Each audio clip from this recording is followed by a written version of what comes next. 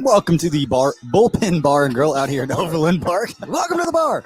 Hey, welcome to the Bullpen Bar and Grill out here in Overland Park. I'm BJ Kissel, Tucker Franklin, and we're going to go live because we're sitting here and hanging out, waiting for the Tyrann Mathieu news. It seems like everybody else following the tweets from everyone that seemed, according to ESPN's Ed Werder, the Chiefs were working Tyrann Mathieu before the game out there on the field with Chiefs head athletic trainer and vice president of athletic performance, Rick Burkholder, and said that Mathieu experienced swelling in his knee overnight and reported to the team when he arrived at the stadium.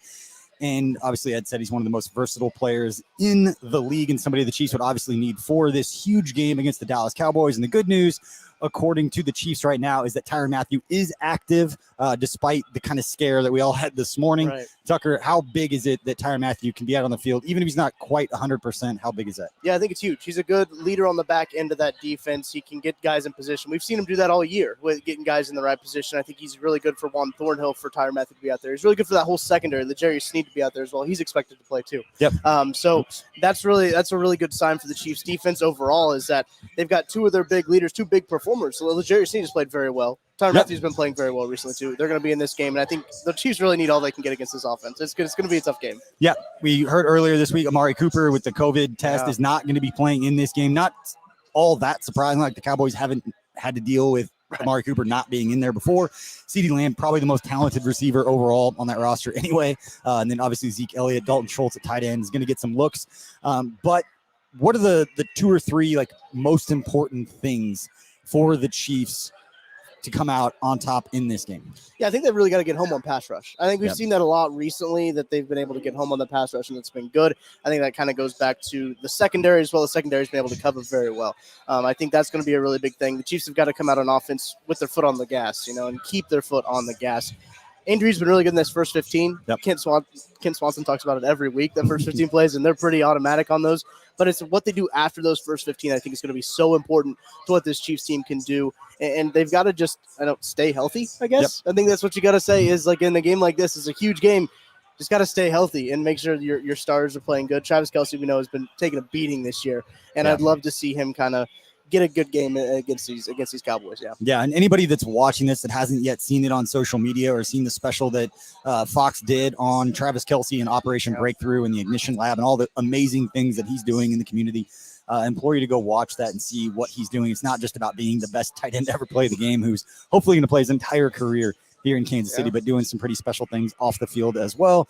And with that help that he's doing with Operation Breakthrough, thanks to Feed It Forward and the program that we're doing with Jeff Allen's company, Cookie Society, actually be delivering 100 cookies to Operation Breakthrough tomorrow morning. That's awesome. Yeah, you didn't know that. I didn't know That's where the delivery is tomorrow. That's breaking news to me. Yeah, I did. Friday, you had to fill in on sometimes weekly because I didn't feel great. That's when we were going to do the delivery.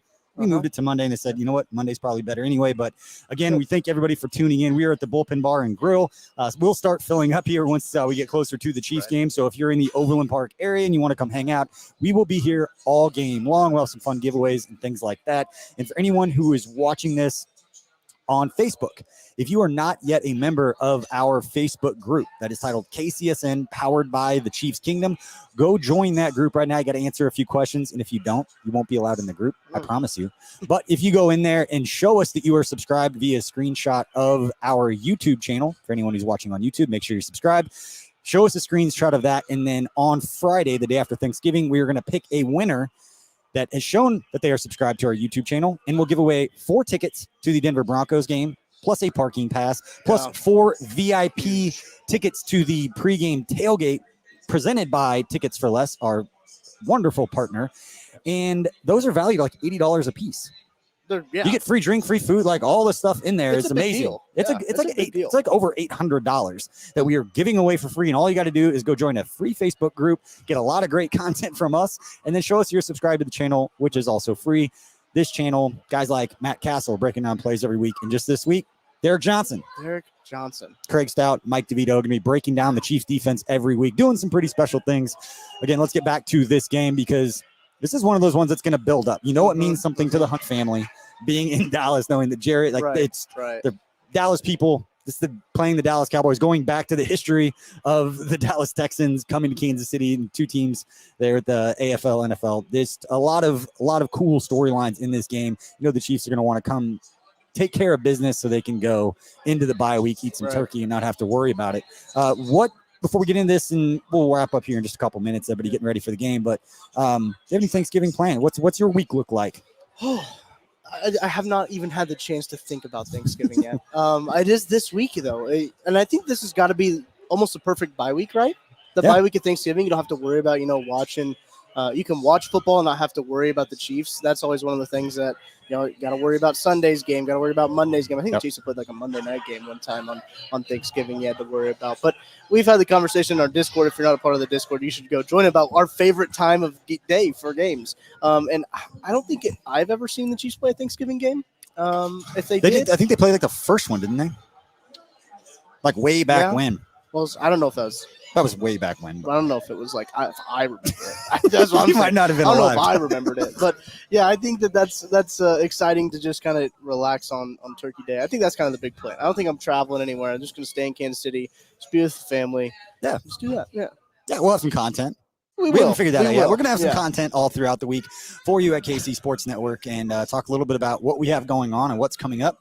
The cool thing about the way that this is all working is all the cool stuff that we're doing, we're planning for the future. Right. So get to all the cool things that we're talking about or you see us getting excited about. You'll see that stuff in just a couple of months, but appreciate everybody for tuning in. Remember, we will go live at halftime with Kent Swanson.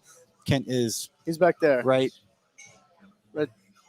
here. Yeah, you got him. He's right there with his buddies. Just got done finishing golfing 18, so he's having the time of his life. Listen, I wish I was out there. It's a beautiful day. But speaking of time of your life, and I know this is not Chiefs related, but we're Kansas City Sports Network, and there was a big game last night that you were at. I was. There was a lot of good sport besides K-State, which is just sad, and I don't want to talk about it. But everything else, KU, Mizzou, drink. Oh my gosh! I want to talk about sporting though. We're gonna get to Mizzou, bowl eligible. Congratulations, guys! We went live yesterday at Taps on Main with Martin Rucker, Tommy Saunders, Jeff Wolfert, Colin Brown joined us, former Kansas City Chief. So that was really, really cool. Appreciate everybody at Taps on Main for taking care of us there. But I want to ask about you in the sporting game. Yeah. And the video that you sent us after everyone just having the time of your lives after that. So I'm a sporting season ticket member. Been since this year. I talked about that kind of on the Sometimes Weekly episode that we did with Hartzell. And you did a great job. For anybody who hasn't caught that, we have a new weekly podcast. We're going to record on Fridays. We'll post Friday afternoon, but kind of a weekend thing. But just kind of like a one-on-one sit-down. I did the first one with the two founders, Mark Josie and Sam Kulikov of the Kansas City Pioneers professional esports team here in Kansas City, all the cool stuff they have going on. Yeah. And then you had a chance to sit down and talk with our guy Hartzell. Yeah, man of many hats. We got to peel back the onion on Hartzell, kind of get to see the guy behind who's just yelling all the time at Sporting KC games. If you've been out to a Sporting KC game, you've more than likely heard Hartzell's voice. But is an energy giver. He is. Oh, my goodness. Andy Reid would love him. He just energy giver. He comes in the room and just radiates like that positive energy too. It's awesome. A guy you just love to be around. And so I was there and I went by myself. This is the first professional sporting event I went by myself. And I drove myself there. I was going to park actually in Nebraska Furniture Mart. Yeah. That's where I usually park. That's where we went. But then, they tell you you're not supposed to do that. They had a tow truck parked in there. So I was like, I'm not going to risk it this time because I would have been stressing about that. That's a boss move though, to set the tow truck there. Just like, don't do it. Like, don't do it. You're not supposed to do it. And I'm just like, So I went all the way to the white lot, had to basically walk from Legends Field all the way down to Sporting. So it's like, that's a long walk. Yeah. And I was just chilling and I met this really nice kid. I forget his name, but we just kind of sat there and talked about soccer and made some friends there. And it was exciting. We had a lot of goals scored on our end. The Graham Zusi one was on the far end. And oh my gosh, what a shot. You know the title of our future podcast, and that just plays right into it. That might be part of like the open of that. That's exactly what I'm talking about. Like, just kick the ball. Nate Bukaty with a great call of it too. I don't know if you saw it, but you were on the Spanish version. I saw which I'm sure was really good.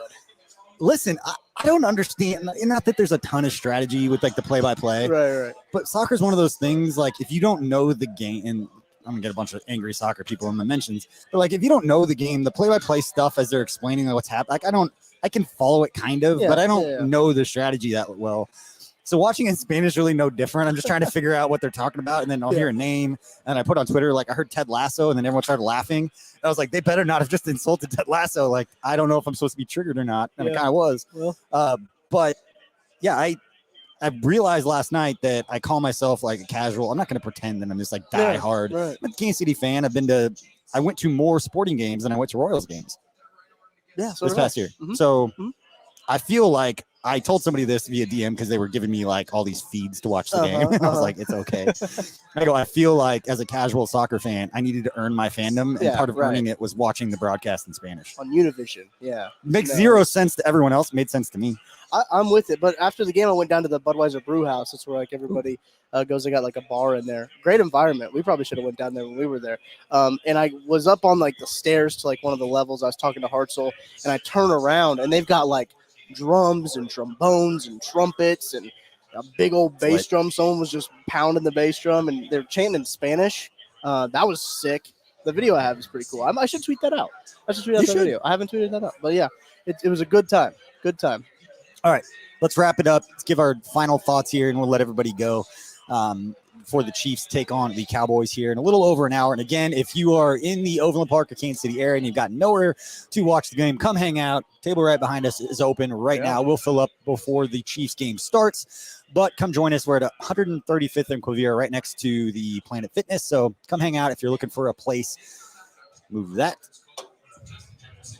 No product placement. No product placement. No free ads. And I brought it into the bar. No free ads. It's not that. It's just, I drink one of these every day. That's why I get made fun of. Yeah. That's all right. But final thoughts going into the game today. It's going to be a tough one. And I think this is going to be a really good game for just casual fans. If you are a neutral fan too, if you just enjoy football, obviously you're not a neutral fan if you're watching this. But I think it's just going to be a good football game overall. They got two really good offenses. A Chiefs defense that's really coming into its own, and I'm excited to see what Patrick Mahomes can do against this Cowboys defense that has great guys like Micah Parsons and Trevon Diggs, like those guys, some studs over there. They finally excited. Got some young defensive players on that side because it had been the defense was so atrocious there for a while that they nailed those two picks, and they had that to. makes everything different because you're talking about two high value. But it's not just about getting two picks right. It's like the Chiefs got two picks right, and Creed Humphrey and Trey Smith, and that is huge for the Chiefs offense. Yeah. But positional value, talking about corner and pass rusher on rookie deals, like that's going to set up Dallas, and they need that with Dak being who he is as a player and the amount of money that he's got and is tied up in the cap right now compared to when he came in as a rookie. And I've had that take before, but for me, you made the point about pressure. For me, this is Frank Clark.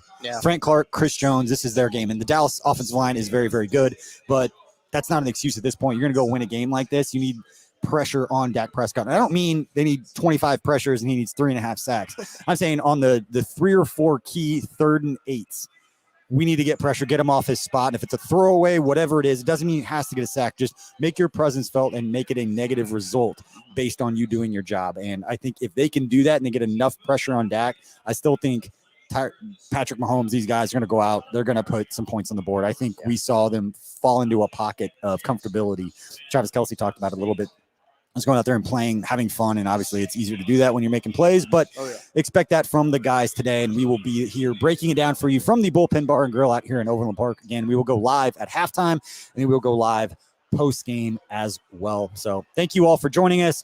Luckily, Tyrann Mathieu will be playing. He is active in this game. We'll see if his snap count is affected at all based on this new knee injury that showed up on the report. But good news that he is active in this game. For BJ Kissel, for Tucker Franklin, and for Kent, who's over there eating. Yep, can't do that. We'll see you guys at halftime. See you. You might have to go turn it off, Tuck. All right, I got you. Peace.